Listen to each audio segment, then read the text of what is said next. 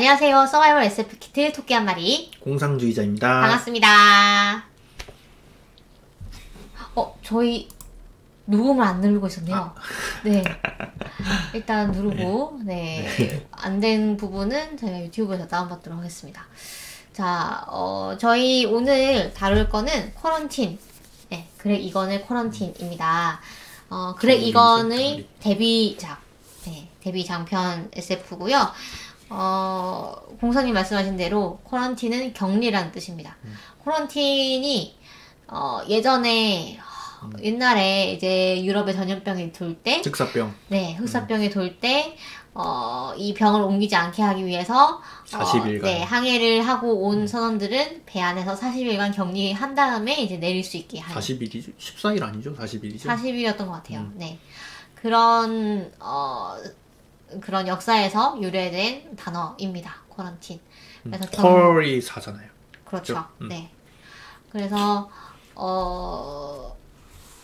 책 내용을 일단 쿼런틴이 왜 쿼런틴이냐면 어느 날 갑자기 지구 주변, 태양계 주변이 갑자기 어떤 막으로 둘러싸이게 됩니다. 그래서 그 외의 우주와 우리 태양계가 완전히 격리가 되는 거죠. 그 외의 우주로부터.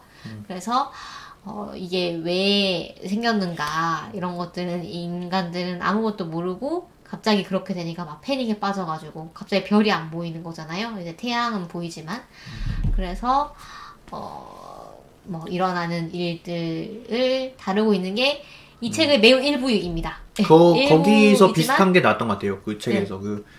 저희 옛날에 다뤘던 그 달에서 그 우주복 입은 지구인 발견되는 그 책이 뭐였죠? 별의 계승자. 아, 네, 별의 계승자. 네. 별의 계승자에서 그 초식동물 외계인 나오잖아요. 네. 그 외계인이 이제 지구에 사는 인간이 막 서로 싸우고 잡아먹고 거기 육식동물이 사니까 네. 얘네들은 그 내재된 폭력을 가지고 있다 이러면서 이 태양계 전체를 사건의 지평선 안에 집어넣어가지고 외부로 못 나오게 해야 된다 막 이런 얘기 나왔던 것 같아요. 네. 저는 이미 까먹은 것 같습니다. 네네. 어쨌든 그런 책이고요. 근데 이제 그것은 이제 이야기의 시작일 뿐이고 그 이후에 정말 아주 엄청난 일들이 벌어지는 그런 이야기입니다. 그래서 제가 자료를 보면서 약간 소개를 드릴까 해요. 네. 그래서 저희가 1부에서는 본격적인 양자역학이 나오기 전까지를 좀 다뤄볼까 합니다. 왜냐하면 그 전의 얘기들도 상당히 재밌거든요. 네, 재밌어서 1부는 양자역학 나오기 전까지 뇌과학 얘기가 많이 나오는 부분이죠. 2부는 이제 양자역학이 나오면서 그래서 양자역학의 개념도 약간 짚어보려고 해요. 그래서 그런 부분까지 다뤄보고 2부에서는 또 스포일러도 약간 얘기해보면 어떨까라는 생각이 듭니다. 네. 일단은 작가님 그렉 이건은 테드 창과 하드 SF의 양대 산맥이라고 불리는 분입니다. 그래서 근데 뭐 그 출판사에서 약간 홍보할 때 뭐 테드 창의 라이벌 이런 식으로 표현을 했다고 하는데 사실 두 분이 그런 관계는 아니라고 하고요. 네, 그냥 서로 존경하는 관계, 네, 존경하는 SF 작가 중에 한 명으로 이제 언급하는 정도라고 하는데. 팔기 위해 만든 그런 네, 그렇죠. 책을 팔기 위해 그렇죠. 네. 61년생이시고요. 오스트레일리아 출신이십니다. 여러분들 좀 생소하실 거예요. 보통 외국 작가 하면은 미국 사람이나 영국 사람 떠올리실 텐데 오스트레일리아 분이고 오스트레일리아 출신의 SF 작가 중에서 가장 유명한 분이라고 할 수가 있죠. 그 다음에 대학에서 수학을 전공을 하셨고 그 다음에 의학연구소에서 컴퓨터 프로그래머를 하시면서 소설을 집필을 하신 분입니다. 그래서 특히 일본에서 인기가 많다고 해요. 성운상을 7차례나 받았다고 하네요. 네. 사실 그것뿐만 아니라 휴고상도 받으셨고요. 로코스상, 아시모프상, 뭐 존 W 캠벨 기념상 뭐 이런 아주 유수의 그런 SF 상들을 휩쓴 분입니다. 예를 들어서 휴고상이랑 로코스상을 탄 작품이 오셔닉 오션익이라는 작품이네요. 아시모 보상도 탔고요. 그래서 여러분들이 오션익이라는 작품이 대단히 궁금하실 텐데 아직까지 우리나라에 소개되지가 않아서 지금 이 허블의 이 쿼런틴이 지금 워프 WARP라는 시리즈로 나오고 있는 거거든요. 내가 행복한 이유도 포함된 네, 그 시리즈요. 그렇죠. 네, 그래서 우리나라에서 아깝게 묻혔던 그런 해외 작가들의 SF라던가 좀 그런 고전 SF라던가 이런 것들을 좀 발굴하는 시리즈인 것 같아요. 그래서 요 책날개에 보면은 뭐 이렇게 앞으로 나올 워프 시리즈에 대해서 얘기를 하고 있거든요. 그래서 그 중에 하나가 보면은 그렉 이건의 오션익이 있습니다. 그래서 앞으로 나올 거니까 여러분들 기대를 하시고 또 읽어보시면 좋지 않을까라는 생각이 들고요. 여기 보시면은 옥타비아 버틀러의 미출간작도 좀 있는 것 같아요. 그래서 기대가 됩니다. 순혈도시랑 비탄. 네. 그리고 사실 내가 행복한 이유보다 이 책이 저는 개인적으로 더 쉬운 느낌도 들었어요. 왜냐하면 이 책은 장편이기 때문에 좀 속도를, 이렇게 여유를 갖고 이 개념을 이해시키기 위해서 충분히 노력을 여러 다방면으로 하는 느낌이기 때문에 오히려 이제 내가 행복한 이유의 몇몇 단편들보다는 조금 더 쉬울 수 있다 라는 점도 말씀드리고요. 성질 자체는 비슷한 것 같아요. 어떤 특성이라고 해야 될까요? 그렇죠. 뭔가 하드 SF적인 그런 과학적 개념을 아주 심도 있게 활용하는 그런 성격은 당연히 비슷하게 공유를 하는 것 같습니다. 그래서 이 쿼런틴이 순한 맛이라면 좀 매운 맛은 순혈도시라고 하네요. 그래서 순혈도시는 진짜 읽으면 너무 머리가 아프다고 하세요. 그래서 그런 부분들도 고려해가지고 읽으시면 좋을 것 같고요. 그럼 이 쿼런틴에 대한 작품 소개를 좀 해볼게요. 네. 쿼런틴은 92년도에 작가의 데뷔 장편입니다. 처음 쓴 장편인데 이렇게 멋진 장편을 쓰신 거죠. 그래서 호주의 SF 문학상인 디트머상 최우수 장편상을 수상하셨고요. 우리나라에서는 20년 전에 행복한 책 읽기에서 출간되었는데 절판이 됐어요. 행복한 책 읽기라는 출판사를 아시나요?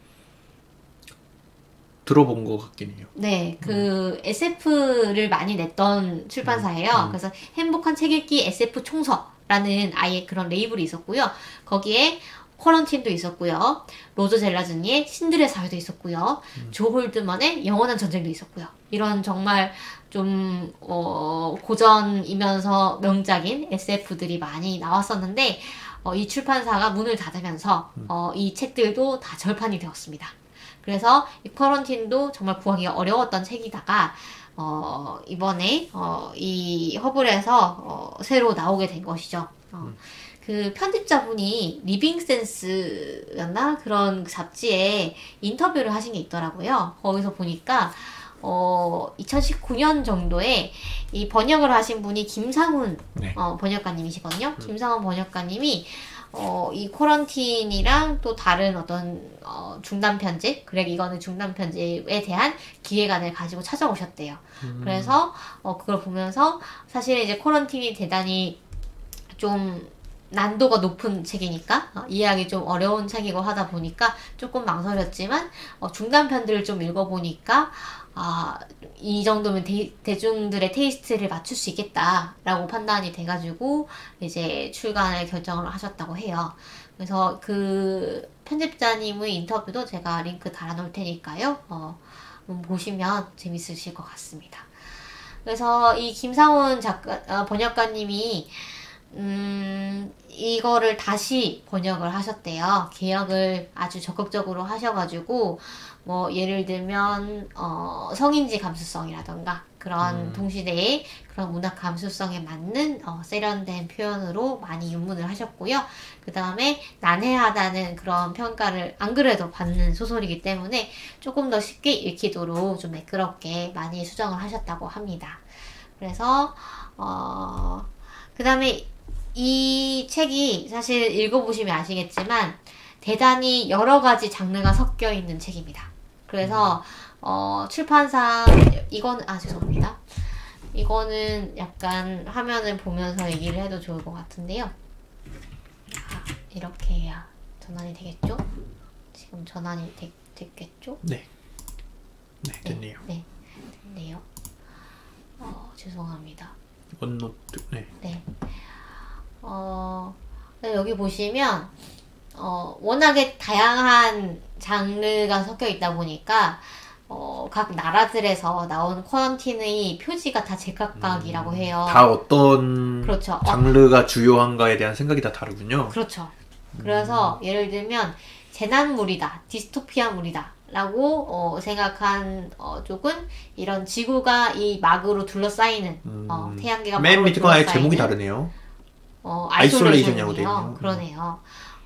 이런 표지를 가진 부분도 있고, 그 다음에 포스트 휴먼, 초인물이라고 생각하는 부분은 약간 사이보그 같은 인조인간 같은 그런 인간의 모습을 표지로 한 쿠아란테나라고 써있네요.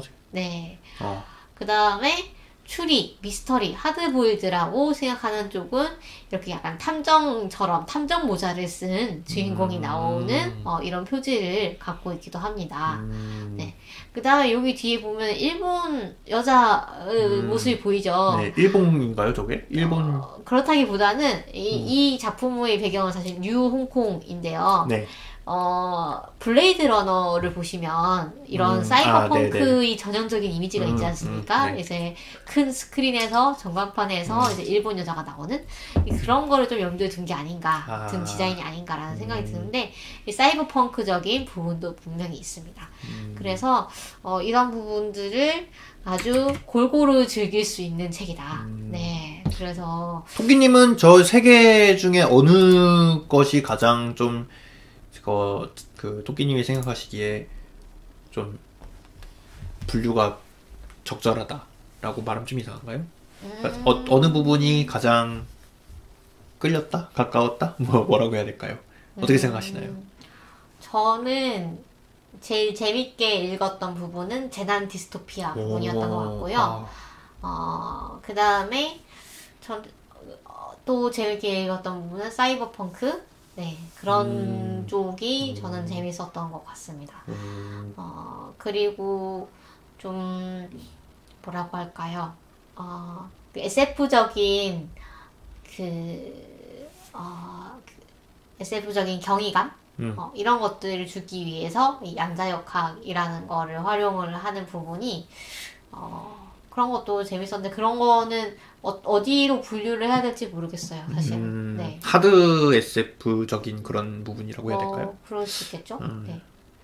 저는 미스터리 이런 부분이 굉장히 좀 재밌었던 것 같아요. 그 주인공의 생각을 따라가는, 주인공의 어떤 추측 이런 걸 따라가는. 이 세계의 비밀을 풀어가는. 그렇죠. 네.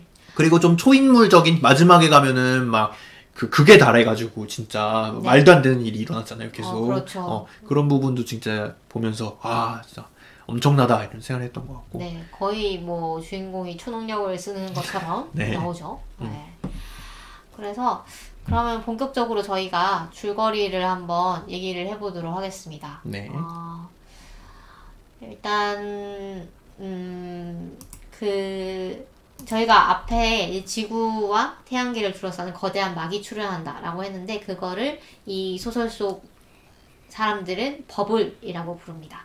그래서 버블이 나타났을 때 당연히 전 세계가 패닉에 빠지고 그다음에 폭동이 일어나고 사이비 종교가 출현하고 드디어 종말이 왔다. 벌벌 떨고. 네, 드디어 종말이 왔다. 미국이 벌벌 떨고. 우리가 기다리던 종말이 왔다. 하면서 사이비 종교가 득세하고 또 그 중에 어떤 컬트 집단은 테러를 일으키기도 하고. 네. 그런 다양한 재난들이 일어났지만 그래도 한 30년쯤 지나니까 인류가 좀 적응을 해가지고 이 별이 없는 이 세상에 좀 적응해서 살아가고 있죠. 그래서 왜 이런 게 생겼는가에 대해서는 당연히도 아무도 이유를 알지 못하고 있고요. 그 다음에 주인공은 은퇴한 경찰입니다. 은퇴한 경찰이고 대단히 하드보일드 물의 공식과도 같죠. 은퇴한 경찰이 사설 형사, 사설 탐정 역할을 해가지고 의뢰를 받으면서 시작하는 스토리. 네, 그래서 똑같이 그렇게 시작을 하는데 근데 이게 다른 이제 하드보일드물과 고전적인 거와 다른 것은 주인공이 머릿속으로 의뢰를 받잖아요. 여기서 조금 이게 좀 다르구나라는 생각이 드실 텐데 잠에 들었다가 일어나면은 이미 의뢰 내용을 알고 있는 거예요. 네, 그런 식으로 의뢰가 전송이 되는데 왜냐하면 보안을 유지하기 위해서 그렇게 되는데 이 시대의 사람들의 뇌 속에는 모드라는 것들이 설치되어 있어서 이것들이 나노머신이자 프로그램이죠. 그래서 스마트폰에 앱 깔듯이 사람들이 각종 모드를 자기 뇌에 설치를 해서 생활을 하고 있습니다. 그래서 이 사람은 탐정 일을 하는데 필요한 모드들을 그렇게 깔았기 때문에 그런 암호화 전송 같은 거를 받아가지고 잠속에서 의뢰를 받을 수가 있는 거죠. 이런 설정은 사실 내가 행복한 이유에서 네. 많이 다뤄졌던 설정이고 네. 그래서 그거를 읽으면은 좀 더 그 접근하기가 쉽지 않을까 그럴 수도 있습니다. 근데 저는 사실 처음부터 그런 게 나오니까 약간 질리기도 했거든요. 모드에 대한 모드의 이름이 나오고 가르고 제조사 나오고 가격 뭐 $9,000 뭐 이런 식으로 막 박혀가지고 나오기 때문에 처음에 익숙하지 않은 상태에서 이거 보면은 조금 뒷걸음질치게 만드는 그런 느낌이기도 했어요. 근데 그런 부분들 여러분들 넘어가셔도 됩니다. 네, 넘어가셔도 되고 중요한 거는 이제 스토리이기 때문에 나중에 가면은 다 익숙해지는 그런 내용들입니다. 그래서 이 모드라는 게 사실 그냥 프로그램 어떤 유틸리티 이런 걸 넘어서서 사실은 감정까지도 조절을 해요. 그래서 주인공이 예를 들면 경찰관 시절에는 P1에서 P6까지의 그 모드를 켤 수가 있었는데 이런 것들을 켜면 예를 들면 감각이 아주 예민해진다던가 그 다음에 뭐 몸이 막 강화가 된다거나 신체 능력이 그 다음에 감정을 느끼지 못하게 한다거나 왜냐하면 감정에 휘둘리게 되면은 일을 잘 못할 수도 있잖아요. 일을 그르칠 수 있기 때문에 그런 것들을 컨트롤한다거나 이런 것들이 가능한 그런 모드들도 있고 그렇다 보니까 이게 아까 포스트 휴먼이라고 말씀을 드렸잖아요. 과연 이렇게 증강시킬 수 있는 기술이 있는 거니까 그런 포스트 휴먼적인 요소도 있고 그렇다면 어디까지가 진짜 나인가 또 이제 얘기를 할 수가 있겠죠. 나중에 보면은 이 경찰관 일을 할 때는 딱히 식욕이 안 드는 뭐 이런 모드도 있어요. 그래서 내가 배고플 때 배고프다고 막 뭐 밥 달라고 이렇게 이제 그런 신호가 오지 않아도 얘가 알아서 몸속에서 영양분을 막 분해를 해가지고 이거를 영양소를 공급하기 때문에 아주 위급한 상황이 아니면은 밥 먹으러 가지 않아도 되게 하는 그런 모드들도 있기 때문에 그래서 거기서 이제 뭐 이런 얘기가 나오죠. 그러면은 그 선을 어디서 정하느냐? 어디까지의 욕구를 컨트롤하도록 너는 이제 모두에게 맡기고 있고 그것이 예를 들면 인간이 인간으로서 사실 가져야 되는 당연한 뭐 욕구들이 있잖아요. 예를 들면 내가 뭘 하고 싶다, 뭘 해야 된다 라고 생각하는 것도 사실 인간으로서 느껴야 되는 욕구인데 그런 것들까지도 이제 모두가 차단해 버리면은 과연 나는 나일 수가 있는가 뭐 이런 얘기들도 나옵니다. 그래서 여기서 이제 계속 등장하는 키 센텐스 같은 것들이 있는데요. 그 중에 하나는 이제 2부에서 얘기할 거고, 그 중에 다른 하나가 이제 여자 주인공 포카이라는 친구죠. 포카이가 얘기하는, 형이상학의 문제가 이제 실험과학의 문제로 바뀌어버린 세상이라는 얘기가 있는데요. 형이사각적 문제, 그러니까 내가 어떤 존재인가, 뭐 나는 이 세상에서 뭘 해야 되는가, 뭐 이런 형이사각적 그런 질문들이 사실은 단순한 실험과학적인 문제로 환원이 되어버린 세상이라는 거죠. 그것들이 이런 모드 때문일 수도 있고요. 그 다음에 나중에 보시면 아시겠지만 양자역학적인 문제도 그런 것들을 많이 이제 그런 시대로 만들고 있습니다. 양자역학 때문에. 가장 이제 관련이 되는 것이 이제 자유의지 뭐 이런 걸 것 같아요. 그렇죠. 자유의지가 존재하는가 안 하는가 뭐 이런 것들은 사실 형이사학적인 질문 이런 걸로 사람들이 많이 여기는데 그렇죠. 그게 이제 실험과학의 영역으로도 된다는 거죠. 실제로 우리가 확인할 수 있는 것이 된다면 그렇죠. 자유의지가 존재하는지 안 하는지. 그렇죠. 콩땅콩님이 다이어트 할 때 최고의 모드 아, 그렇죠. 저 지금 다이어트 하고 있거든요. 너무 부럽습니다. 네. 그래서 그 부분 저희가 2부에서 좀 더 자세히 얘기를 해보도록 네. 하겠습니다. 네. 그래서 모드의 이 존재가 한 가지 이제 또 아주 흥미로운 부분이고요. 그 다음에 주인공이 그러면은 의뢰가 어떤 의뢰였냐? 병원에서 아주 약간 식물인간처럼 뇌성마비 그런 장애를 갖고 있는 그 여성이 있는데 그 여성이 갑자기 실종이 됩니다. 그래서 거기 병원에 일하는 사람들이 그 사람이 혼자 돌아다닐 수 있을 리가 없다. 문고리를 돌리는 것도 잘 힘들 거다. 왜냐하면 뇌 손상이 있기 때문에. 근데 그 사람이 실종이 되고 그 사람을 찾아달라는 그런 의뢰를 받게 됩니다. 그래서 찾으려고 이 주인공이 여러 가지 이제 모드와 뭐 프로그램과 뭐 나노 로봇과 뭐 모기 로봇 뭐 이런 거 가지고 하잖아요. 그래서 막 이렇게 좀 흥미진진하게 그 연구소에 스파이물처럼. 예, 스파이물처럼 얘가 예를 들면 뭐 그런 것도 있어요. 얘가 어디에 있을까? 예를 들면 외국에 이제 밀입국을 하려면은 이제 밀국을 하려면은 여권도 위조해야 되고, 그렇죠. 여권도 위조를 해야 되고, 해킹도 네, 해야 되고, 뭐, 네. 그다음에 뭐 신체 구조 뭐 이런 것들도 볼 텐데 그런 것들을 어떻게 위조를 했을까? 얘가 지금 뇌에 손상이 있으니까 그럼 시체로 나가는 게 아닐까? 그러면은 시체이대 근데 또 이제 몸을 이제 막 수술해가지고 좀 이렇게 신체 사이즈를 바꿨을 수도 있으니까 그런 것도 막 이렇게 찾아보고 이런 식으로 해가지고 이제 막 찾아냅니다. 그래서 뉴홍콩이라는 데를 가는데요. 이 뉴홍콩의 컨셉도 되게 재밌지 않나요? 뉴홍콩이 일단 지금도 그런 게 있잖아요. 사실 작가가 미래를 내다본 걸 수도 있는데 홍콩과 중국의 갈등이 있죠. 중국에서 이 자유를 좀 억제하려고 하고 홍콩에서 거기에 반발하는 크게 보면 그런 갈등이 있는데 그 갈등의 끝에 결국 홍콩 사람들이 막 망명을 하기 시작합니다. 이제 난민이 되어서 망명을 하는데 오스트레일리아에 어떤 부족들이 자치를 하는 구역이 있는데 그 원주민 부족들이 다른 나라에서는 다 이 난민들 받기 싫어하는데 그 부족들은 우리한테로 와라 라고 하면서 그 땅을 완전히 열어주면서 얼마든지 여기에 정착해서 너네들의 그런 나라로 만들어라 해가지고 거기에 정착한 사람들이 홍콩 사람들이잖아요. 그러니까 얼마나 거기를 경제력이 있고 그렇죠. 똑똑하고 그렇죠. 아주 부강한 그런 곳으로 살기 좋은 건 아니고 좀 뭔가 약간 네오시티 같은 느낌인 그렇죠? 것 같아요. 네. 그래서 뉴홍콩이 되고 거기에 그 다음에 이 작가가 특이한 게 한국을 대단히 많이 언급을 하잖아요. 네. 그래서 한국이 이 뉴홍콩이 세워지는데 많이 투자를 했다. 왜냐하면 한국은 되게 기술적으로 발전한 나라고 거리적으로도 좀 연관이 있으니까 오스트레일리아는 태평양에 그쵸. 있는데 가까이 있죠. 연안 끼고 있으니까. 네. 그래서 그 넘쳐나는 부를 주체하지 못해서 이 뉴홍콩에 투자를 했다는 식으로 대단히 한국을 좋게 평가를 하고 있죠. 약간 이 작가님이. 그래서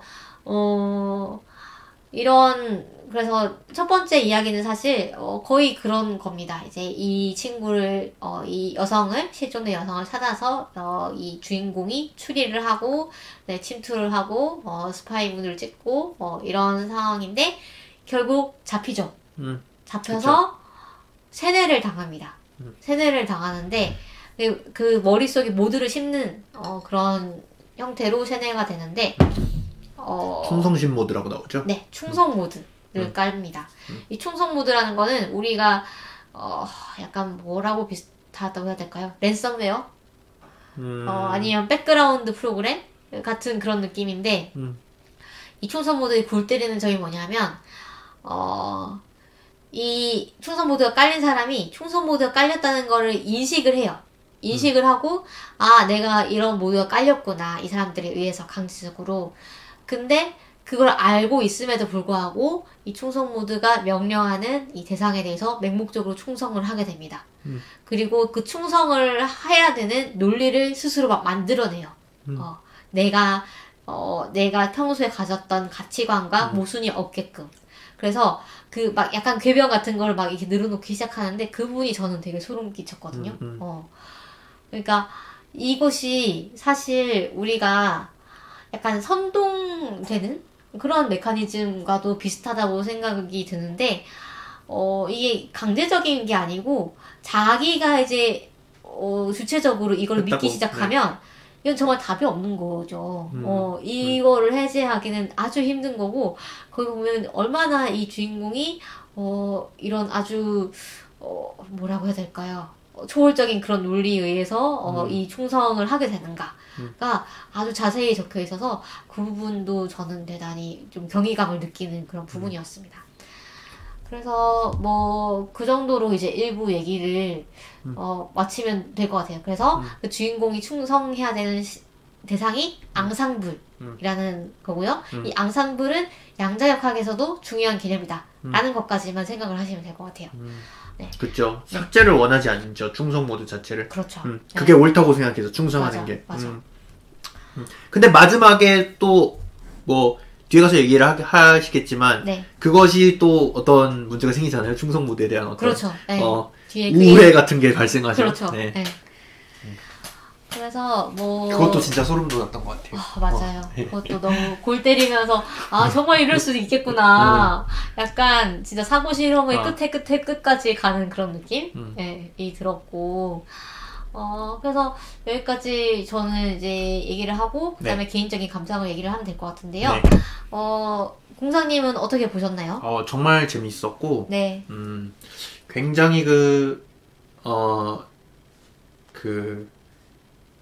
낙차폭이 큰 그런 소설인 것 같아요. 굉장히 천천히 올라가가지고 이렇게 네. 올라가다 마지막에 진짜 모든 것을 다 터트리는 그런 느낌이 들어가지고 그게 정말 재밌었고 그리고 여기에 나오는 그 과학적인 개념들 그런 것들에 대한 경이감도 굉장히 대단히 잘 표현이 되어 있어가지고 재밌게 읽었습니다. 네, 그렇죠.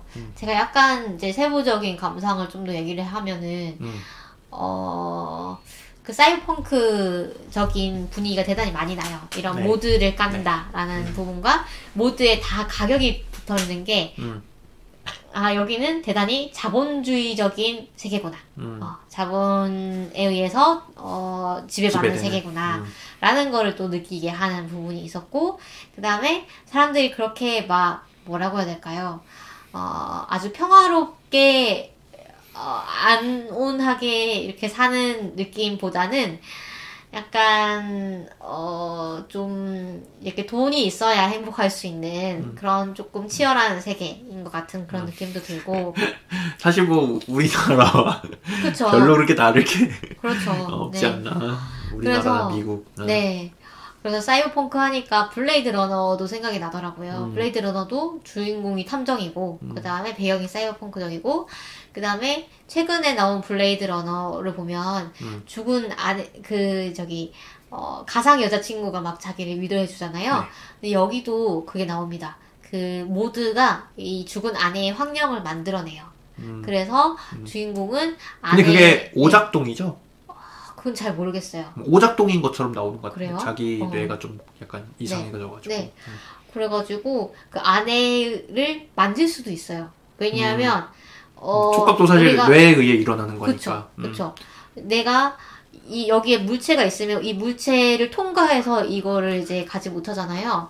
그러면은 이 물체를 통과해서 가지 못하도록 내 뇌가 통제를 하면은 거기에 뭔가가 있는 것처럼 우리가 느낄 수가 있는 거죠. 네, 그런 식으로 컨트롤 해가지고 아내가 살아있는 것처럼 이렇게 얘기를 하고 근데 그 아내가 약간 길잡이 역할도 하잖아요, 나중에. 그쪽으로 가면 안 된다. 막 이러면서. 네. 그런 부분도 약간, 이 그레이 이건이 왜 일본에서 사랑받는 작가인가라는 거를 조금 알 수 있었던 약간 게. 일본에서 좋아할 만한. 그쵸. 일본 애니메이션에서 좀 많이 봤던 연출인 것 같다. 라는 생각도 드는 부분이 많이 있었습니다. 그래서 공각기동대도 생각이 났어요. 공각기동대도 배경이 약간 홍콩스럽잖아요. 그래서 그런 부분도 생각이 났고, 그 다음에 버블이 이제 별이 사라진 세계잖아요. 근데 흑의 계약자라는 애니메이션 보면은 거기도 별이 사라지거든요. 가짜 별이 있죠? 그쵸. 가짜 별이 계약자 하나하나에 이제 대응이 돼가지고 그 별을 관측을 하면은 계약자가 어디에 있고 뭐 뭘 하고 있는지 이런 걸 알 수가 있어요. 그래서 그런 부분들이 뭐 의도한 건지 아닌지는 모르겠지만 약간의 오마주 같은 걸로 보이기도 하는 부분도 있었습니다. 여기 옴기니의 말도 굉장히 재밌습니다. 맨 뒤에. 아, 그렇죠. 네, 여기 보면은 이 책이 사이버펑크 이 장르의 역사에서 어떤 위치에 있는지 그렇죠. 이런 것들도 써 있고 이것도 정말 재밌게 읽었어요. 맞아요. 이따 2부에서도 그거 좀 얘기하려고 해봤습니다. 네. 그리고 또 얘기를 하고 싶었던 거는 그 뭐 자잘한 이런 그 상상들이 되게 재밌는데 예를 들면 미래의 음악은 어떻게 될까요? 미래의 음악은 AI가 네. 지난번에 저희 왜 게임 얘기했잖아요. 네. 데드 스페이스에서 더 이상 기물들이 네. 계속 똑같이 나오진 않는다. 근데 그것처럼 미래의 음악은 들을 때마다 달라지는 음악이 될 것이다. 들을 때마다 랜덤으로 연주가 달라지는 그런 음악이 될 것이다. 라는 상상력을 풀어놓기도 개인 했어요. 작곡가를 두고 있는 거죠. 그렇죠. 그런 느낌이고. 근데 또 이제 그러나 이거를 계속 듣다 보면은 이 랜덤한 하게 바뀌는 속에서도 이 음악가의 개성을 느낄 수가 있는 것이죠. 같은 AI가 계속 그렇죠. 만들어내는 거니까. 그렇죠. 네. 그런 식으로 음악을 즐길 수도 있을 것이다. 라는 얘기도 하고요. 그 다음에 별이 없어진 다음에 막 테러가 일어난다고 했잖아요. 그 테러가 워낙에 심해져가지고 사람들이 뭐 재택근무를 하고 홈쇼핑을 하고 뭐 이러기 시작합니다. 그래서 그게 약간 코로나 시대의 우리를 보는 것도 같은 느낌이 들면서 코런틴도 이제 격리라는 뜻이니까 그런 부분이 조금 생각이 나기도 했어요. 네, 그래서 그런 부분들, 그 다음에 아까 말씀드린 그런 이제 모드를 통한 그런 포스트 휴먼적인 부분에 대한 고찰. 그래서 이제 심지어 어떤 모드가 있냐면 여러분은 이 모드를 삶으로써 목표를 살 수가 있습니다. 삶의 목표를 살 수 있습니다. 라는 모드도 있어요. 그 모드를 깔면은 내가 이걸 해야지. 라는 식으로 되는 거예요. 그게 사실은 생기는 거죠? 그게 사실은 이제 세뇌랑 똑같은 이제 메커니즘인데. 그래서 이런 부분이 참 사실 네. 이 소설에서 써있기로는 이게 굉장히 어떤 미래적인 기술인 것처럼 보이지만 이거를 보면서 현실 세계하고도 어느 정도 맞닿아 있는 걸 느낄 수 있는 것 같아요. 그게 정말 대단한 것 같고 그렇죠. 사실은 충격적인 것 같아요. 이게 뇌 속에서 일어나지 않는다 뿐이지 우리가 보는 광고라던가 우리가 뉴스 기사. 우리가 외부 세계에서 받아들인 자극들이 얼마나 우리 자신의 가치관과 생각을 바꾸고 있는가 이런 생각을 해보면은 사실 저걸 그냥 약간 터무니없는 상상이라고만 치부할 수는 없는 것이죠. 그렇죠. 네. 그런 부분들도 생각하면서 읽으시면은 더 재밌으실 것 같습니다. 네. 그러면 여기까지 오늘 방송은 하고요. 그 다음에 2부에서 본격적으로 양자역학에 대해서 오늘 순한 맛을 했다면 다음 시간에 매운맛을 한번 해보도록 하겠습니다. 네. 그러면 저희 방송 어디서 들으실 수 있나요? 저희 방송 팟빵, 아이튠즈 팟캐스트, 흐름드 살롱, 유튜브에서 들으실 수가 있고요. 그다음에 페이스북, 트위터, 인스타그램 통해서 소통하고 있습니다. 언제든지 댓글 남겨주시면 저희가 방송 이어가는데 굉장히 큰 힘이 됩니다. 네. 그러면 저희 다음 방송에서 우리 생존자 여러분들. 네. 쿼런틴을 읽으시고 생존하신 여러분들. 물론 안 읽고 오셔도 괜찮습니다. 해가 되진 않습니다. 그러면 저희 다음 시간에 또 만나도록 하겠습니다. 다음 주에 만나요.